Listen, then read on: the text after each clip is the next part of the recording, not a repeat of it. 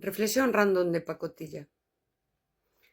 Hoxe chorei moito. Ao mellor véseme na cara, ao mellor non, pero informo vos eu, porque me sale a min da mismísima fandanja de informar disto.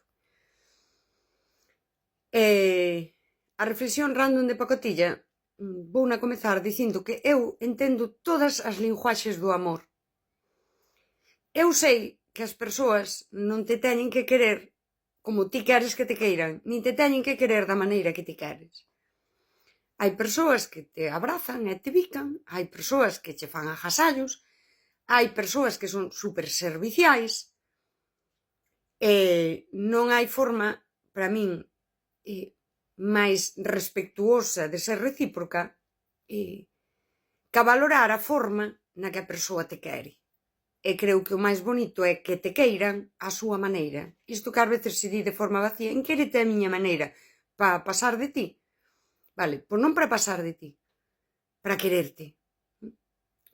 Eu entendo todas as linguaxes. Eu nunca lle pido a alguén que me diga que me quere, ou que me faga un favor, ou que... Sí, tenme que querer como me quere. Isto lévame a puntos onde, por exemplo, eu entendo perfectamente, mesmo cando non se me inclúe en algo en particular, se todo o resto ten coherencia, tamén non comprendo. Isto xa é para falar que non é o doxe, do amor de parella e o dos espazos persoais, sabes? Non preciso grandes explicacións. Non me queres incluir niso, comunícamo e xa está. E haberá outras cousas. Non comprendo o amor en liberdade, e falo de amor de amizade, do que sexa, familia, todo. Non entendo que o amor é en liberdade se cada persoa non é libre de expresalo e de mostralo á súa maneira, é dicir, sentirse cómodo, cómoda, querendo a outra persoa. Tamén comprendo a imperfección humana, as particularidades, e que todas as persoas, e canto máis vellas imos, peor, temos as nosas feridas, temos as nosas aprendizaxes, a veces a hostias. Eu aprendi moito a hostias, a veces con agarimo, e iso marca como nos vinculamos, e eu son super respectuosa con iso. E a veces hai nas persoas hai cousas que non me gustan e non estou aí dando polo saco. Podías tal, podías facer así. Eu isto non o fago. Cando lle quero a un ser humano e entra a miña vida, miro enteiro e poño nunha balanza as cousas maravillosas que ten e vexo as ruíns e digo, bueno, pois mira, pásalle como a min. A persoa non é perfecta. Maravilloso, porque, de feito, adoro as imperfeccións, adoro as pequenas cajadas que unha persoa pode ter, e digo pequenas, non unha merda con premeditación e alevosía, porque me transmiten autenticidade. Digo, esta persoa está sendo tan auténtica que manda collóns, mira que merda fixo agora, vai por Dios. A xente non está preparada para que a respeten e as queiran así. Tamén, imperfectos é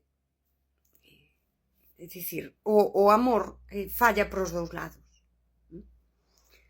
Non están preparados para que ti aceptes a súa forma de querer e non esteas todo o día aí nunha lea de que nada é suficiente, nin para que os queiras, con toda a súa imperfección, e non pase nada, senón todo o contrario.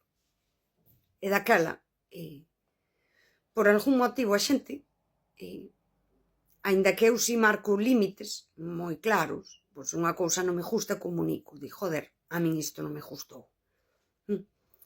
Tamén pregunto, por que faz isto? Quero dicir, que motivo hai? E daquela, pois, cando baten con persoas como a min, as persoas, a veces dá igual que me coñezan hai un ano ca 20, porque todo isto vense cocendo xa hai moito tempo. Xa hai un ano cerca dun ano. Estaba visto.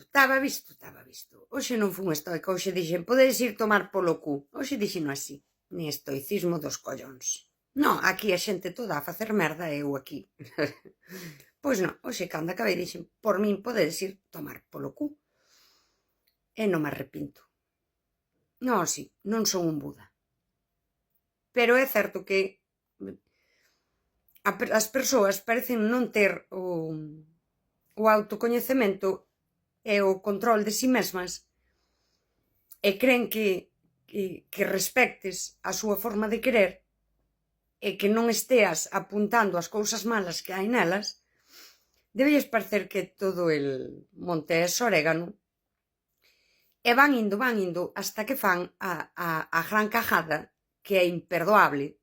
E eu non quero tratar con persoas adultas que as hai que estar guiando como a crianzas. Se non és adulta e non sabes respectar a outro ser humano sen que che ten dicindo isto non é. Pois o que dixen hoxe, vai tomar polo cu. Esta é a miña reflexión random de pacotilla. Porque o que dixen ao principio do vídeo seguramente que é o que todo mundo di querer. Unha persoa que non este exixindo mostras de afecto, senón que che permita querer como tías, é unha persoa que te queira con todas as cousas e que valore as cousas boas que tes e non este sempre mirando na merda. E seguramente o máis da xente vos vai dicir que é isto que buscan. Queres a persoa, quérela como é, co bo, co malo, non eres exixente porque valoras as cousas boas que ten e que fai por ti. Eres quen de ler a forma na que te quere e que para ti sexa válida e a persoa crese que és tonta e que mañá pode facer puta merda sobre ti e ti que che fajan merda tamén o vas a interpretar como unha mostra de amor. Sabes, tonta non son. E daquela, pois, estou moi disgustada e un pouco enfadada. E isto só me leva a que iso que falo sempre de os egos e a loita amoscrava é a forma na que a xente se relaciona. E creen que quererlles ben, valoralos e respectalos é ser unha escrava sumisa.